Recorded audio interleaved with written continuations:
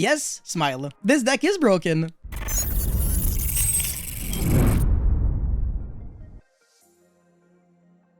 What's going on, guys? This is Miasin and welcome to my Dark World deck profile. This is probably the best deck I've ever touched in my entire life. In terms of ceiling, this is literally unrivaled by literally any combo deck I have ever seen. Literally in, what, 20 years of Yukimons? Bro, I'm old, by the way. I'm really old.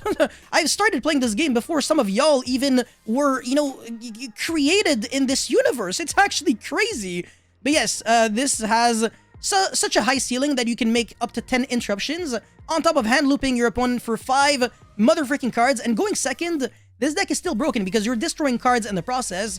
It's not normal summon dependent because, you know, you have your danger monsters that are just special summons left and right, and ever since the danger monsters, you know, kind of got revealed in the TCG, they always been like the best friends of Dark World monsters because of the inherent synergy that there is.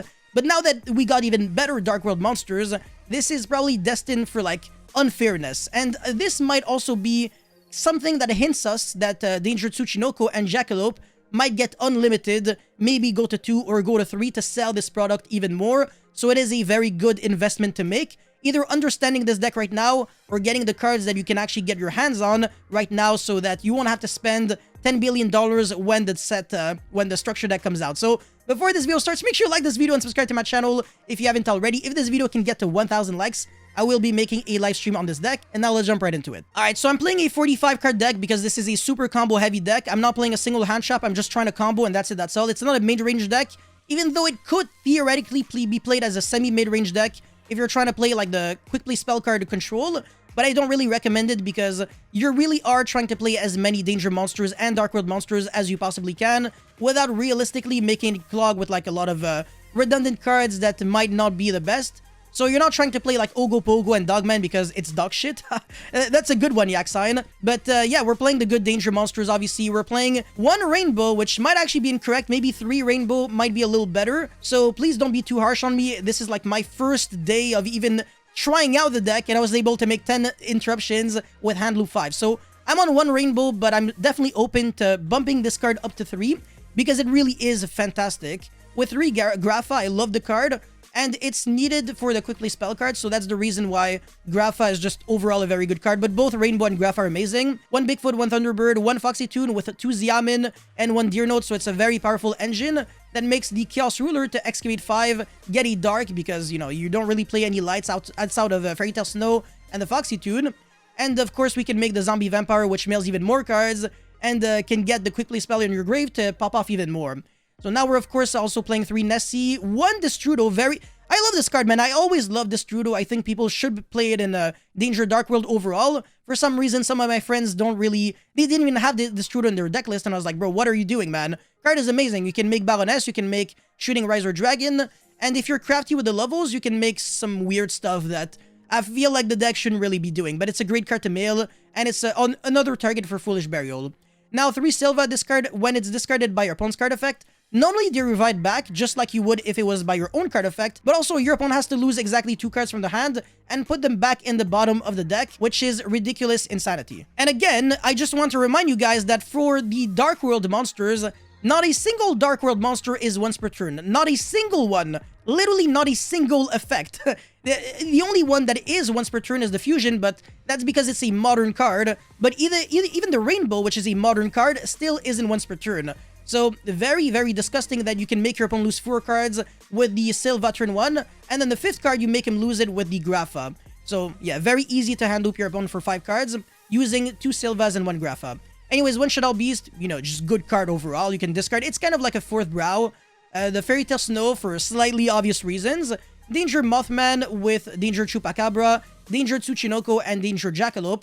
Triple Snow, which is kind of like a Rhoda when it's discarded, but obviously when you summon it, it doesn't do anything, so you want to discard the card. Zephyros, again, another great card that has always been historically good in Danger Dark World. You can bounce back your Danger monsters for more extenders and more ability to like discard your Dark Worlds and draw cards or like special summon, whatever. Or you can bounce back your quick field spell so you can use the effect again.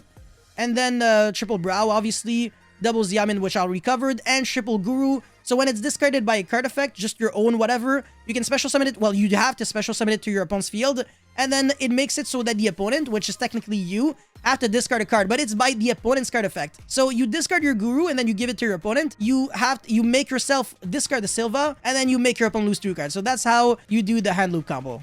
And then for the spell cards, I'm on double beginning of the end, but you can definitely play 3 because a card that you know reads draw 3 cards feels kind of wrong if you're not playing 3 copies of this card. It's just that it's not necessarily a starter, it's an extender. You have to have at least 7 or more darks in your grave. So if you draw like a bunch of beginning of the ends like early on, it might not be necessarily super good. Anyways, Foolish Burial, you can send Shuttle Beast or Destrudo or Zephyros, so this card is just amazing, and even Fairy Tail Snow. Triple Emergency Teleport that gets you the Xiamen, which is kind of like a 1-card combo anyways. Basically mills 9 cards. Why wouldn't you want that? A triple Quick Play spell card, this card is unfair. You actually want to draw it, or you want to mill it, so I think this card doesn't really make much sense to not play as 3. Because if you hard draw it, you can make the level 8, well, the level 10 fusion monster using Grapha and any other dark. And then if your opponent, uses a hand trap against you, you can transform the hand trap into kind of like your opponent loses a card, well, discards a card. So again, it makes your deck even more consistent and protects yourself from hand traps. And finally, 3 field spell. You could theoretically play Terraforming with like Mystic Mind or something, but it doesn't really matter. So 45 card main deck, and for the extra deck, 2 Grapha fusions, because this card is really good in the grind game as well. You can consistently recur it back, and then keep making Grapha by banishing materials from the grave. Well, Grapha Dragon Overlord, not Grapha Dragon Lord. So yeah, very easy card to summon overall.